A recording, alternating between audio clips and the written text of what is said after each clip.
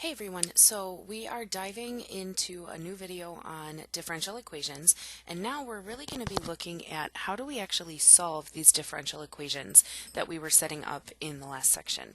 So we have two learning targets for today.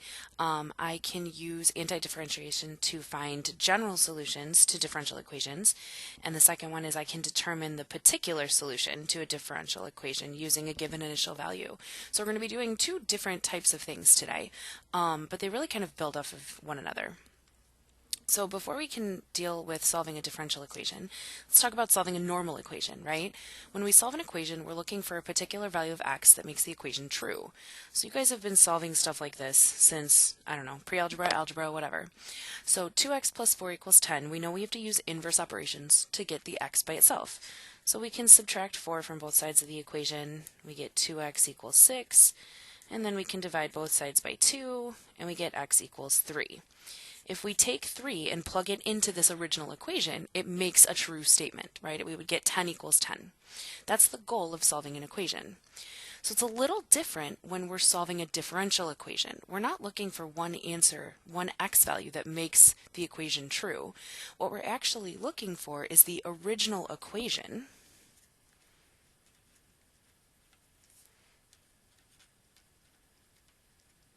that has that derivative. So remember, a differential equation is just an equation that involves derivatives. So what we're going to be doing is we're going to be looking for the original equation. So I kind of always write myself a note. Solving a differential equation means we're going to find y when we're given dy dx. So find the original equation when we're given the first derivative. So you'll notice over here, we've got dy dx is equal to 3x squared. So that's a differential equation, right? That's a derivative. We're always going to follow the same process when we're solving a differential equation. The first thing we are always going to do is separate the variables. The second thing we are going to do is integrate on both sides of the equation.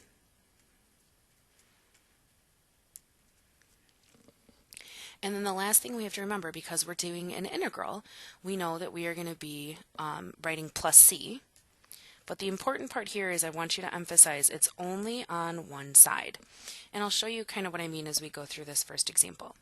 So if we look here, we have dy over dx equals 3x squared. So I said the first thing we have to do is separate our variables. What I mean by that is looking at this equation, we have a y here with the dy. We have an x, right, dx, and we have this x squared. So we need to get the x's together, which means I'm going to go ahead and multiply both sides of this equation by dx. And when I do that, I end up getting dy is equal to 3x squared dx.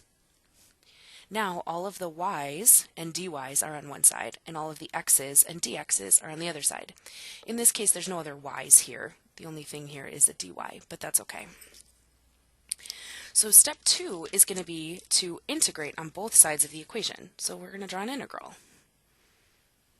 And we know that an integral means we need to take the antiderivative.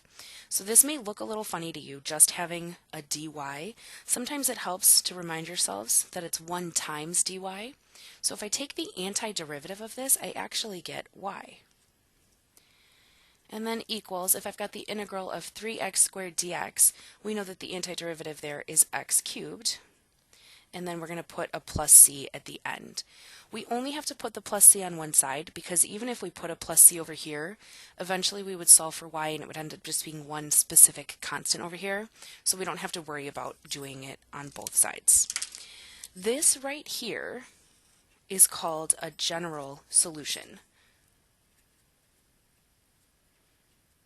And the reason it's a general solution is because of that plus c there. We don't know what that c value is, but we know that there is some type of c value. So this is our general solution, right? That's what I just said. But if you look, it's a little different than our solution to this equation up here. This was one x value that gave us a true statement then. This is giving us one equation that when we take the derivative has this as the first derivative. So remember, that's what we're doing. Solving a differential means we're finding the original equation. So this original equation, if I take the derivative of it, I get back to my dy dx equals 3x squared. Okay? So let's talk about the difference between a general solution, and a particular solution. So the general solution is the one that we just did. When we find a general solution to a differential equation, our answer should have a plus c in it. This is because we do not have enough information to determine the exact value of c. Well, what that means then is that when we have a particular solution, what that means is if we have an initial value, my brain is in 100 different places, my bad. If we have an initial value, we can use it to calculate this c. We call this finding the particular solution.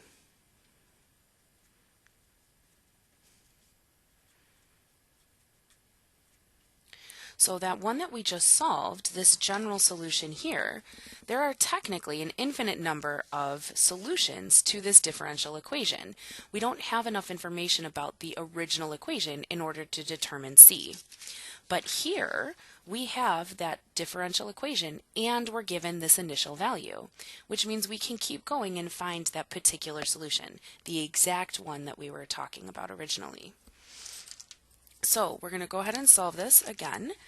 So I know we just did it on the other page, but just really fast. We're going to separate the variables first, so multiply both sides by dx.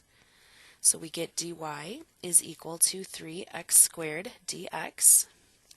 Then we're going to do the integral on both sides. Remember, just because it's only a dy, don't forget there's actually a 1 in there. So if this was just a 1 dx, the antiderivative would be x. Since it's 1 dy, the antiderivative is y. The antiderivative of 3x squared dx is x cubed plus c. But now, because we have this initial value, we can actually use this x and this y in order to figure out what is that c value that we don't know. So we can say 14 is equal to 2 cubed plus c and solve for c. So we get 14 is equal to 8 plus c. So if we subtract 8 from both sides, we get that c is equal to 6. Now that's not our final answer. That's just a step along the way. Remember, we're actually trying to find the particular solution to this differential equation, which means once we've found c, we're going to take it and plug it into the equation, the general equation that we created. So y equals x cubed plus 6. That is our answer. That is our particular solution to this differential equation. All right, I want to do a couple more examples with you guys, and then we'll do some more in class when I see you guys. So, directions here say find the general solution to the following differential equations. It's always important to make sure you know what your final answer should look like. So if we're finding a general solution, I always like to make myself a note that I'm going to need a plus c in my answer. Alright, so step 1 is to separate our variables. We have dg over dt equals secant squared t plus 2t plus 5, which means we need to get the dt on the right side of the equation. So we're going to multiply both sides by dt, and don't forget to put this in parentheses. So we're going to have dg is equal to secant squared of t plus 2t plus 5 dt. And now we're going to go ahead and do the integral on both sides. We're going to integrate on both sides. So the antiderivative of dg is just g, and then equals the antiderivative of secant squared of t is just tangent of t, plus, let's see, t squared plus 5t plus c. And in this case, I don't have an initial value. I can't get to the particular solution, so I'm just going to stop with my general solution. And there we go. Let's go ahead and do number 2 also, I guess. So we're going to start by separating our variables, of course. So the first thing we're going to do is multiply both sides by dt, because we have a dy over dt equals e to the negative t. So let's get the t's together. So we have dy is equal to e to the negative t dt. And we're going to go ahead and integrate on both sides. This is a 1 dy, which means the antiderivative is y. When we have the integral of e to the negative t dt, we know e to the negative t is going to be part of our antiderivative, but we need to be careful because of this negative here. So we're going to need a negative 1 in the front. If I take the derivative of e to the negative t, there would be a negative 1 in front. Since there's not here, I need to drop it in front. And then I'm going to have my plus c at the end. And there's my general solution to that one. We're going to do questions 3 and 4 together in class. So I'm going to go ahead and move on. Let's look at question 5. So question 5 says, find the particular solution to the following differential equations. So we know particular solution means we're no longer going to have a plus c, we're going to have to actually find the c value. Alright, but again, we still start everything out the exact same way. We have to start by separating our variables. So dy over dx is equal to cosine of x. So I'm going to get the dx on the right side by multiplying it over. So dy equals cosine of x dx. And I'm going to go ahead and integrate on both sides. The antiderivative of dy is, since this is a 1 dy, the antiderivative is just y, equals the antiderivative of cosine is just sine of x, and then plus c. So now on this one, because I have a particular solution, I can take the x and the y that I'm given and plug them in to my general solution so that I can find my particular solution. So my y value is 7. That equals the sine of pi over 2 plus c. I know that the sine of pi over 2 is 1. And then when I subtract 1 from both sides, I get that 6 is equal to c.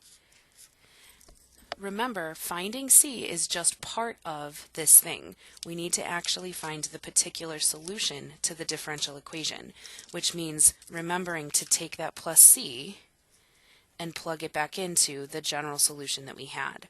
So our general solution was y equals the sine of x plus c. We're going to take out that plus c and put in the 6. And there is our particular solution. I'm going to do one more in the video just to talk about something special with number 7. So we've got dy over dx is equal to 1 over e to the x plus 2, and we're given an initial condition, an initial value, so we know we're doing particular solution still. We're going to start by separating our variables, same as we did before. So we're going to multiply that dx over. So dy is equal to 1 over e to the x plus 2 times dx. And we're going to go ahead and integrate on both sides. Now I'm actually going to do an in-between step here. I'm going to do the integral of dy is equal to the integral of, I'm going to rewrite 1 over e to the x so that it's easier to take the antiderivative. I'm going to make that e to the negative x and then plus 2 dx. And the reason I'm doing that is because taking the antiderivative is a lot easier now. So the antiderivative of dy is just 1y. The antiderivative of e to the negative x is going to be e to the negative x, but I'm going to need a negative sign in front to help take care of the chain rule. And then I'm going to have plus 2x plus c. So remember, this is our general solution. We need to find the particular solution. So we're going to take the x and the y that we were given and plug them into our general solution. So we're going to have negative 4 is equal to negative e to the 0 plus 2 times 0 plus c. This cancels out. Negative e to the power of 0 is actually negative 1. So we get negative 4 is equal to negative 1 plus c. And if we go ahead and add 1 to both sides, we get that negative 3 is equal to c. And now we can go ahead and write our particular solution. So our general one was up here, so y equals negative e to the negative x plus 2x, and then we're going to do minus 3 at the end.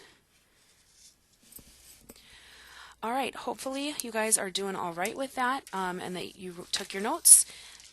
Make sure when you are back in class, if you've got questions on anything I said or did in the video, that you ask right away, and we're going to do tons of practice with this. All right, thanks for watching.